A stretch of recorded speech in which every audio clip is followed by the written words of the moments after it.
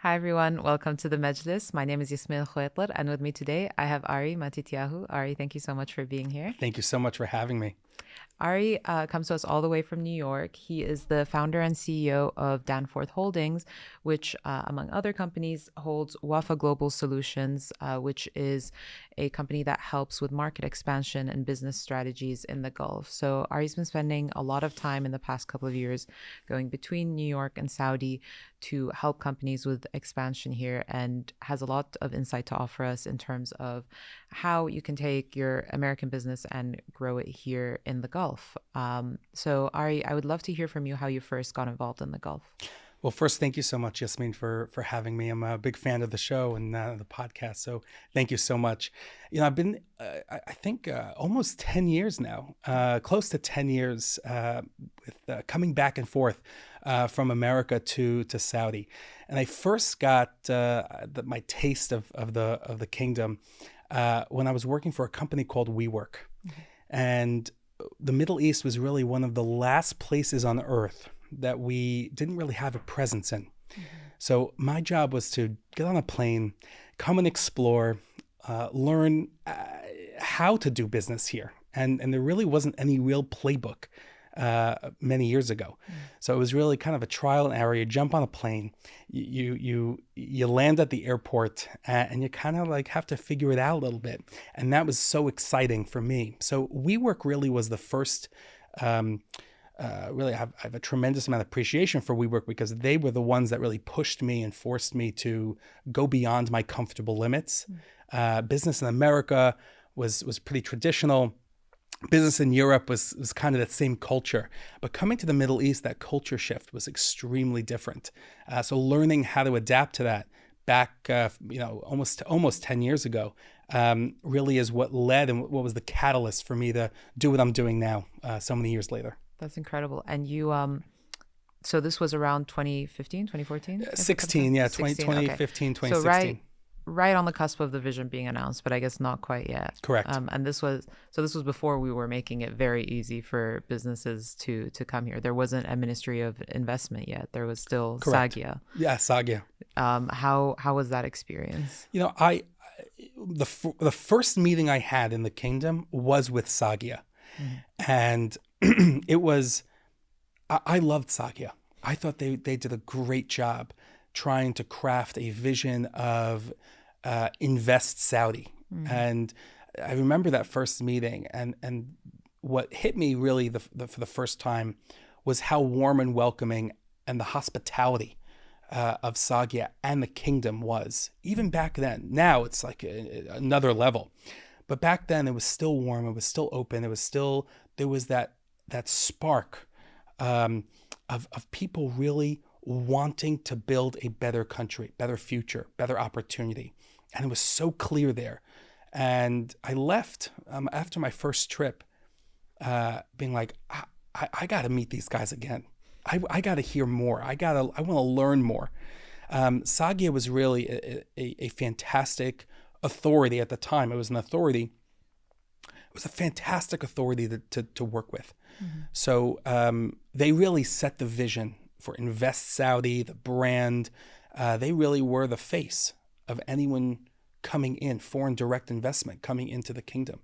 And they were such a pleasure to work with. I miss them. They're great. And let's talk about how that's evolved over time, right? So clearly you're not with WeWork anymore, and Sagia doesn't exist anymore. How has it evolved from your end, now that you're coming more regularly to help other businesses as well? And how has the receiving end evolved? So what's it like working with the Ministry of Investment now, for example? Well, I'll say as an entrepreneur and a startup guy, I kind of miss the old days where things weren't as rigid as they are now. Mm-hmm. Everyone had that North Star. Everyone had that vision, making Saudi a real destination, a real place to do business, to come, to interact. When I was first coming into the region, I had a lot of these conversations of bridging gaps, building bridges, having Saudi as that central hub, and connecting it to the rest of the world. Because at the time, there was such a thirst to connect to the rest of the world, but it wasn't there yet. It wasn't there. There was a little hesitation on the Saudi side. There's hesitation on the international community side. And it just wasn't there, but I saw the thirst, the excitement for it. So I missed the days where it was a little bit more, bootstrapped and you didn't have what you have today. You have a lot of sectors and divisions specifically for sectors, and it creates a little bit of a of a difficulty to bring in companies that are sector specific versus at the time in the earlier days. You were talking to everyone, and everyone had the shared vision. Everyone had an interest in what you were doing. I think it was a little bit easier from my perspective in the earlier days. A lot more access. That's really interesting. Now you have real experts. They've developed that expertise, real experts in specific sectors, and you have to be laser focused on that sector in order to kind of penetrate the market. So very different cultures, very different mentalities, but it does show the shift in expertise and education and in professionalism since the beginning days, even before the vision was announced. Yeah, I mean, I hadn't thought of it that way before, but I think when, the government takes so much of a role in, okay, we're going to develop, of course, but this is exactly the roadmap to how we're going to develop down to, the subsector KPIs. I can imagine it makes it more difficult for some folks who are, in between sectors or anything like that to find their place for growth. Yeah, that's true. But I see it now as maybe a little bit of a challenge, but I'm actually so proud of how far Saudi has come. From, again, just vision to now execution. We're almost at 2030. Yeah. And we've hit so many Saudi. When I say we, and I feel like I'm part of the culture already. It's like in my blood. But Saudi has hit some serious milestones over the last few years, even ahead of schedule. I mean, that shows how incredible opportunity is here. Incredible how they're putting their heads down. They're focusing. So a lot of the rest of the world has to take a play out of the Saudi playbook. And if they don't, they're going to be left behind. So you've been working in the region since pre-vision, during the execution of the vision, and now sort of not necessarily in a post-vision era, but, where we've already come such a long way. What has that experience been like, especially in the early days? I'll answer it with two really quick stories, and stories that I will never forget. And to this day, I tell everyone these two specific situations, scenarios. And the first one was when movie theaters opened up in Saudi, and the first theater opened was in Kaft, King Abdullah Financial District, at the convention center. And I remember being in Saudi when that movie theater opened. And the first movie ever played, I don't know if you remember, the first one was Black Panther. It was the first movie played in the cinema. And I was invited to the cinema. It was hundreds of people. You have some royals, you have ministers, you have some like really, really great people. And there was me. And I'm sitting in like the middle of the theater. And the excitement, the energy in that room, you can never replicate it. It was so exciting and passionate. People were like cheering, and they were so not only into the movie. I don't even remember watching the movie. I remember watching other people in the theater, because like I go to movies all the time, but here, that level of progression and freedom. And that was a huge milestone. That next level thinking was so electrifying. And I remember leaving the theater, and thousands of people were just lined up, and they played that movie just over and over and over again for like days straight.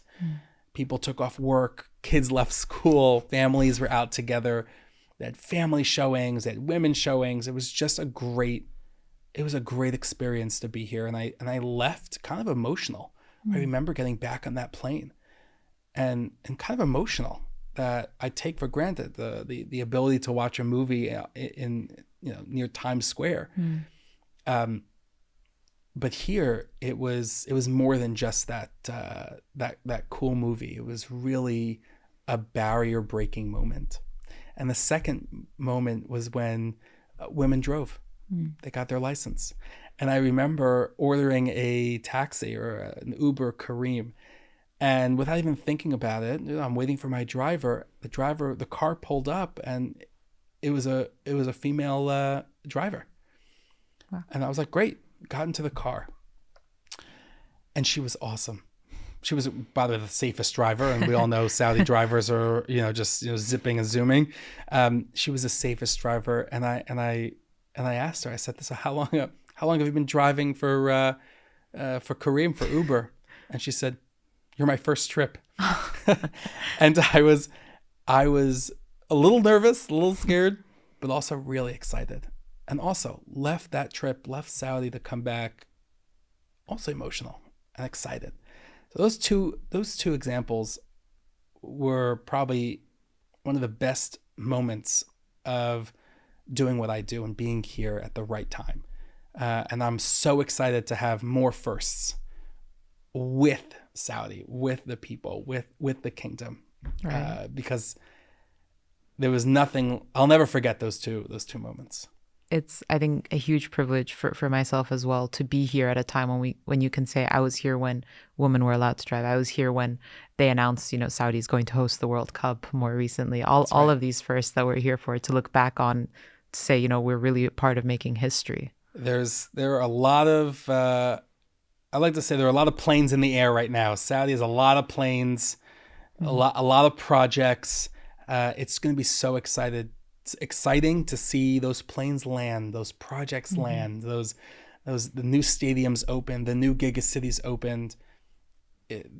It's going to be so exciting, and I know that I'll have many more emotional times, emotional moments leaving the kingdom, right. Because of what we all just witnessed.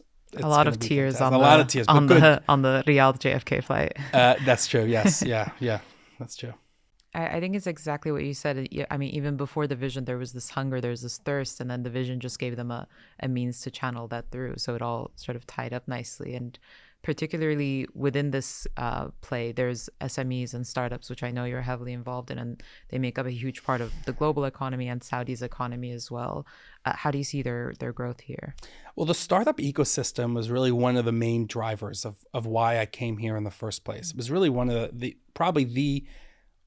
single reason why WeWork sent me out here in the beginning, was to develop that startup ecosystem. So if you look at where the startup ecosystem started, you had a tremendous amount of talent, ideas, passion, and inspiration kind of bottled up inside. It was kind of, everyone was working in their basement type of mentality, and everyone had great ideas, but there really was no community. There was no activation of bringing those ideas out from under the basement into the light. And that was the most exciting part. I got to work with, back in 2018, I got to work with Munshat, the SME Authority, helping them build their strategy around entrepreneurship hubs, they called it. And it was the Hubs program that I was advising them on. And where they started, they wanted centralized location for people of all sectors, all ideas to come together, to share their experiences, to share their passions, to share their ideas, and start becoming a real collective community around how can you take your passion and your creativity and your idea to execution.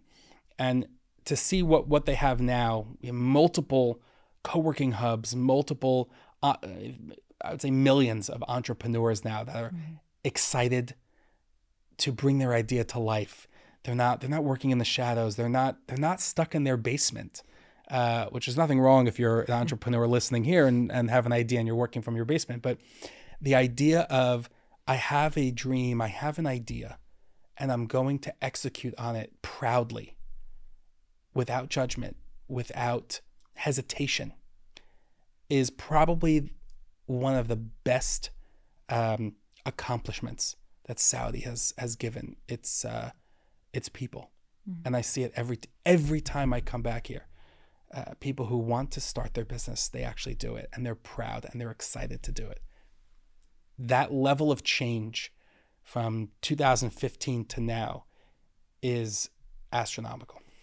And it's, as you said, it's the realization and execution of the vision. I think a lot of people get hung up on the realization of the vision being how many meters of the line we have done. But I think this is a much more true metric of it. Yeah, many different metrics. You know, the media loves to talk about budgets and is NEOM really real, and is the line going to be built? But there's so much more to the vision than just development and construction. 100%. And I think a lot of people are catching on to this, which is why, so many businesses are now trying to come into the Gulf, and you deal with a lot of them on a daily basis. So I'm wondering what that experience is like. Who comes to you? What are they asking for? Are they on the right track usually? When I first started receiving calls from people, it was really, the calls were very, they were all the same. They were like, "Hey, Ari, I hear you go back to the region, specifically Saudi. What's it like? What's the, is it really a desert? Is it like a lesser version of Dubai?" And now the calls are, "Ari, I have to be there. How do I get there?" So it's more of, I wanted to start out learning a little bit about, what's it really like. I have a picture in my head. Can you verify what my picture is? If I want to survive, no matter where I am in the world, I have to have a position and a place in Saudi, in the Gulf. So those types of conversations are really, it's wonderful to see. But in the beginning days, people were, specifically from the U.S., would call me up and say, we want to raise money.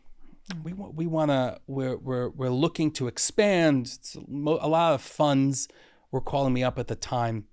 And I used to take a lot of those calls because, that was kind of what the market and what the ecosystem wanted, right? They wanted to raise money. They wanted the global expansion.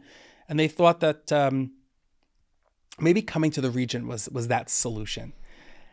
And I stopped taking those calls because the mindset had to change.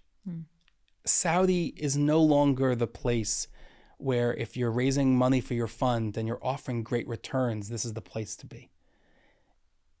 It shifted. It's now a place for real opportunity locally, investment locally. And I tell everyone who calls me, everyone, even to this day, I ask them a few questions, and I now qualify people who are calling me because I need to find the right ones with the right purpose. Mm-hmm. And I say to the person on the phone, I say, "How much time are you willing to spend here?" And if the answer is not a lot, don't come here. Mm-hmm. Are you willing to spend money to come here? Are you willing to get on a plane, come back and forth? And if the answer is, I don't know, don't come here. And I say the best form of currency is not gold or dollar or euro. It's FaceTime. That's the best form of currency. Mm-hmm. The more you come here and the more you see people face to face, and the more you interact with culture and people and understand how they work and how they operate, this is a wonderful and warm place to be.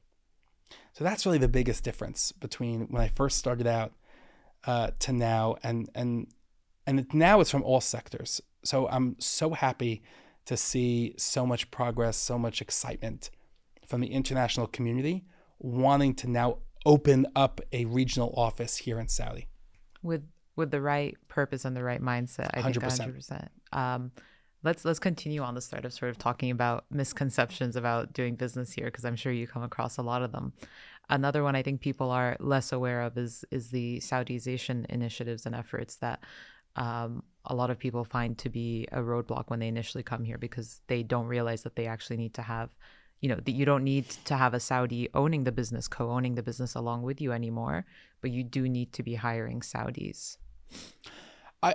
In the beginning, I also was kind of a little taken aback by it. But now, after seeing and learning and seeing what that initiative was meant for, right? Saudi, up until, I mean, look, even now is primarily heavily focused on expat and consultant work. Yeah. People coming in, doing the job, leaving. But what Saudi did was incredibly smart, which every nation wants to do. They want to do it. And I think they have a hard time implementing it. But it's really come in, train, hire, develop, invest in people, train local Saudis to do the job. And I think that's beautiful. And although it is a barrier, it's a barrier because people don't really understand what that means. They think it's going to take a lot of money, a lot of time. They don't have the expertise. They want to come in, set up fast, execute fast, and reap the reward. But those companies who come in and say, one sec, let me understand what Saudization really means. Mm-hmm. Let me invest the time and the money to train, to teach, to develop. Those companies that have done all three of those things have outperformed any other company coming in, specifically American companies. Saudization is not something that people should shy away from or be scared of. It's probably the best and most exciting part of building a business here locally.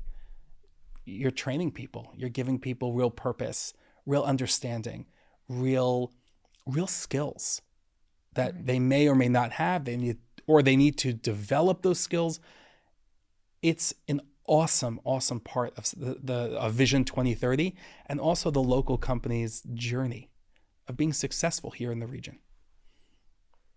I love that mindset towards it. Another misconception I'm thinking of now is, and I'm embarrassed to admit you're more well-traveled than I am, is, just how large and diverse Saudi is when people are thinking about opportunities here. So, people usually know Riyadh. If they're particularly impressive, they'll usually know Jeddah and Khobar, but that's right. Saudi's a huge country and you've traveled to a lot of it. So I would love to hear from you, your different experiences, what you've learned across the years. So I mean, I have to admit, I also fell into that trap where, you land from JFK and you're landing in Riyadh and there's just so much here, and it's a big city, but also a really small city. There is so much more to Saudi, and so much of the opportunity, I think, is outside of Riyadh. Mm-hmm.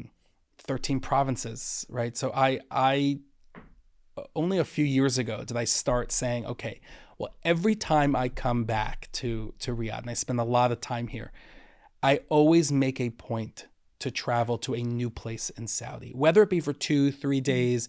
I force myself. At this point, it's not really forcing because I love it. But at the time, I forced myself to say, okay, over the weekend or I'm going to carve out 2 days and I'm going to travel. I'm going to jump on a plane. I'm going to fly to another region, another place, another province within Saudi, and meet and learn and understand. And one of my favorite places to go is really the Al Taif, Jazin, the southern part of the country, because I think that there is such not only beauty, but thirst and excitement and passion for innovation within the smaller provinces of Saudi. And to me, there's so much opportunity there, and people really want it. So it's not just Riyadh or Jeddah or Khobar. There is so much opportunity, and I love the Al Taif area. That's really one of my favorite places. Right. I think when people think of Saudi, they're not generally thinking of areas that are more green, where agriculture thrives. Jazin, you're mentioning, is also the name of a PIF company now, because that's where they're getting their coffee from. Coffee, yeah. I had no idea. I think it was LinkedIn. I was like scrolling on LinkedIn one day, and I was like, okay, wow, this person keeps posting. He was doing a road trip around Saudi, and this is an expat. It's And always the Americans, unfortunately, who embarrass us uh, by being so much more well traveled here. he was posting every day these gorgeous pictures, and and he was filming himself traveling around. He was doing a road trip around Saudi, and I was like, I got to do that. That is so cool. How does he do it? And I actually reached out to him. I messaged him on LinkedIn, and to my surprise, he reaches out back, and he's like, Ari, this is the best experience of my life. And I said, well, how did you do it? And he said, honestly, I just carved out a few days from my trip. Every time I come back, I carved out a few days, and I just did it. And his pictures were so inspiring, from roses, rose farms and orchards, to coffee, to monkeys, to skiing, to deserts. I mean, you have every type of season in Saudi. And most people don't know that. They're like, it's just desert and it's really hot. Well, yes, there's a lot of desert and it's very hot. But there's also half the year, which is so beautiful and cool and calm, and people are out and there's energy. We don't have that in the States. When it gets cold, people are not outside, and they're not, and there's not a lot of energy. Summertime's probably is more of that.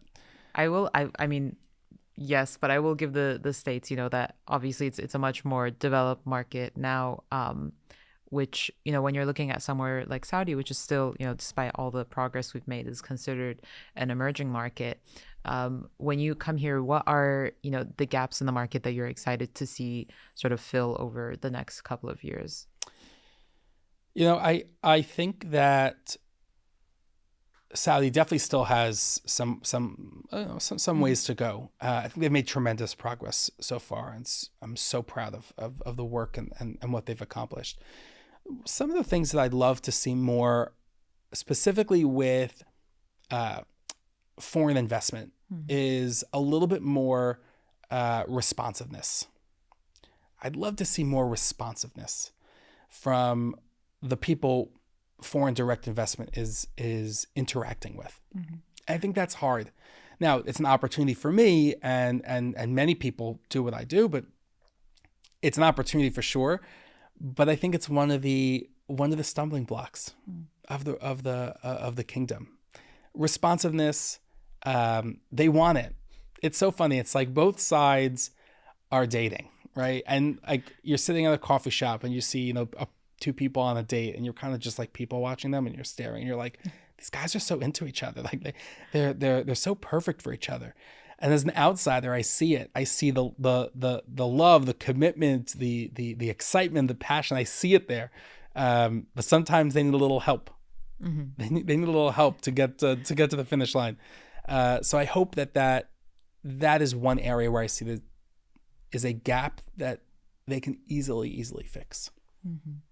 And so that's in terms of the ways of working and doing business, right? And as someone who does business in the US and in Saudi, what are some of the other differences you see? And to make it fun, what are ways of doing business in Saudi that you would take back to the US and vice versa? I wish the US had a lot more positive intention. There's a lot of great positive intention here in Saudi.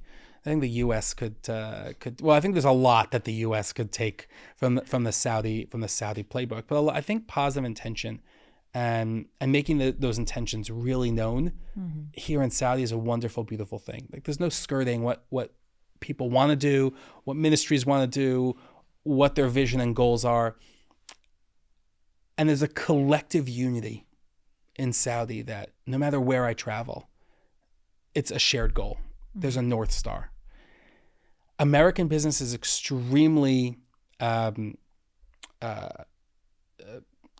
I say different states have their own mandates, which is beautiful. There's definitely separation between the federal government and local states. Wonderful. But I wish that America had that vision 2030. Where's our vision 2030? Where's our collective unity? I think that's such a powerful ingredient to be successful. And that's why we've seen Saudi push forward and make record-breaking time than I think the US or any other market has done over the last few years. That collective unity. And that's, from the Saudi to the American side, from America, or even from Europe, I think speed. Mm-hmm. Speed, although they've been fast, Saudi's been fast. I think speed to make decisions, to operate, needs to be a little bit more faster here. But that's also a cultural difference. Americans or Europeans need to know that it takes time to build trust, takes time to build opportunity, takes time to build up to that execution point. So it's a good thing and a challenging thing. No, that's very clear. And I think, you advise a lot of different companies when you're considering these differences in ways of working, in terms of, what the country needs, if there is a gap here that the company you're talking to can fill. How do you decide whether someone is a good fit for entering the Gulf beyond, what we discussed earlier about having the right mindset for it? I think that like I said, I think one of the three criteria is for me, I think the most is going to be your purpose. Mm-hmm. What's your real goal? If the goal is to extract, whether that be business, money, information, whatever it is, if you're extracting, I think you're going to have a very hard time being successful here. Not that you can't, but I found that the companies that are willing to give, to put time, put money, put effort into the region and keep it here, are the ones that are going to be a lot more successful and they have an easier time coming into the market than those who just want to kind of take out, maybe have 1 foot in the door, one toe in the room or in the pool here. It's those companies who understand you have to have that local presence. And the presence means you got to invest here. You got to come here, build your office, build your team, take your knowledge, bring it here. You don't have to just leave it here, but bring it here. Mm-hmm. And those companies that have that purpose, I think, are the ones that are going to be extremely successful. And you've been doing this for almost a decade now. I'm sure you've had your share of success stories with helping others expand into the Gulf. Could you share one or two of those? Yeah, sure. I'll give you one. One company is a prop tech company, mm-hmm. technology, and historically the company was actually doing business in the U.S. Mm-hmm. and they saw not only the opportunity here, but the excitement, the ease of doing business, the passion that people had for what they were offering, that they totally actually closed down and moved and pivoted that business, now operating 100% in this region. Wow.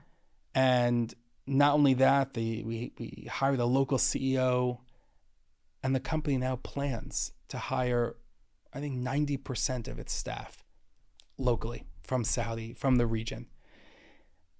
They're just one company that I absolutely love that did it the right way.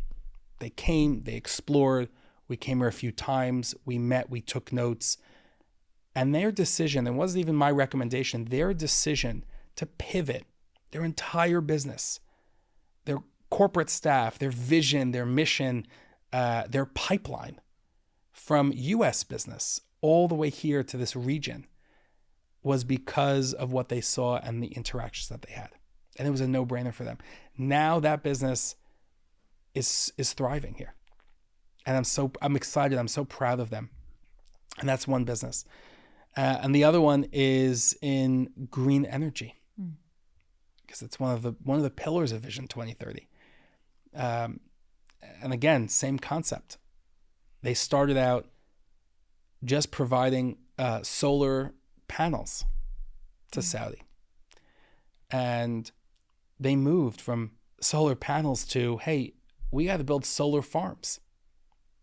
We got to help them achieve their mission. Not only achieve it we should be starting to think about what, Vision 2060 looks like. And they too now have shifted and pivoted their business mostly in this region. Not because of the economic benefit, and there definitely is, but because there was a shared value, real excitement, partners who are real partners. And those two examples, you have a prop tech company, you have a green energy, a solar company, are just one out of many companies that I've seen that are shifting their focus, shifting their business, and sometimes picking up their business and moving 100% of it to this region because there's true opportunity here that is just more exciting than Europe or the States. That's really impressive. And the question that comes to mind for me is, does, the expansion into the Gulf differ with the size of the company and what that difference looks like? So if you have a startup, with less than 10 employees versus a large, very established company in the States, 1,000+ employees, how do you tackle the different methods of expansion? I think I used to think that it was much harder for startups to come into the region, and if you were more established, it was easier. It was easier for you to do that. I think today there is something for everyone here. There is opportunity and there's room for multinational companies coming in, and I see the challenges. I work with them. Just because they're larger doesn't mean they can move fast. Doesn't mean they're nimble. And startups, just because they're nimble, doesn't mean they can actually have the resources to move here or to operate here. So I've seen both challenges, but what I am confident is there is room for everyone here. Startups, multinationals, enterprise. There is room for everyone here. There's something for everyone to do here. And like I said before, if the purpose is pure and you're here, and you're going to put people first and put culture first and put the vision first, profits will follow. They will. If you lead with real intention and purpose, profits will follow. The other question that comes to mind is, and this is talking about our much beloved neighbors in the UAE. When people think about soft landing in the Gulf, a lot of them still prefer to do it in Dubai first. I'm curious as to your thoughts on the pros and cons of landing in either. There's nothing wrong with Dubai, and I think that I don't look at each country in a silo. I think it's really the GCC, and everyone's working together, and I have the opportunity to work across the entire Gulf. There's a lot of great opportunity across all the countries here. Different styles of business, different mentalities, a little bit of different vision. Right, because all of the Gulf countries have their own visions, which is something I think a lot of people on the outside might not be aware of, just because Saudi has the scale and the population to make it more visible. It's funny you said that, because I also didn't realize until a few years ago that like Saudi wasn't the first one to have a Vision 2030 or Vision X, right? Yeah. All of these countries have it. I think Saudi has the loudest vision, yes, and they've done an incredible job of promoting that vision. But you're right. Every country here has their own vision in their own way. They all want to diversify their investments away from oil. They have a lot of similarities. But soft landing in either country is, you got to have that purpose. You gotta come and explore. You have to come and learn. Take those steps. Definitely work with either soft landing companies or companies like myself. We really are here to help. Doing it on your own, you can do it. Everyone has connections. Everyone has a network. But you want to do it in the right way, in the smart way. So I would definitely think, come, explore, learn before jumping right into the deep end. And when we're talking about the different Gulf countries, I think one thing when we talk about diversification from oil particularly is the sovereign wealth funds, which are very hot right now in terms of acquisitions that they're making globally. And I think that has also raised, a couple of flags for the U.S. So I'm curious to hear your take on that of, Saudi investing heavily in sports, in various other fields outside of the country. Yeah, sports is such a hot topic, and for a while, I think even now, right, a lot of people in the U.S. are pushing back on the investments sovereign wealth funds are making into sectors that maybe don't have such a specific niche in the region. Mm-hmm. I love it. Go invest. I think that's globalization. Mm-hmm. That's capitalism. That's exciting. I think I'm a big fan of the sovereign funds going out and investing in companies and sectors and in opportunities, because if the role was reversed, if America had a sovereign wealth fund or an American wealth fund, we would be doing the exact same thing. So I'm a big advocate for the sovereign funds going outside beyond their borders, making those investments, investing in people. Mm-hmm. Their mission and their vision for outside investment is really very similar to what they want for foreign direct investment into Saudi. It's very similar. And I think people love the idea of these sovereign funds. Everyone wants to meet with them.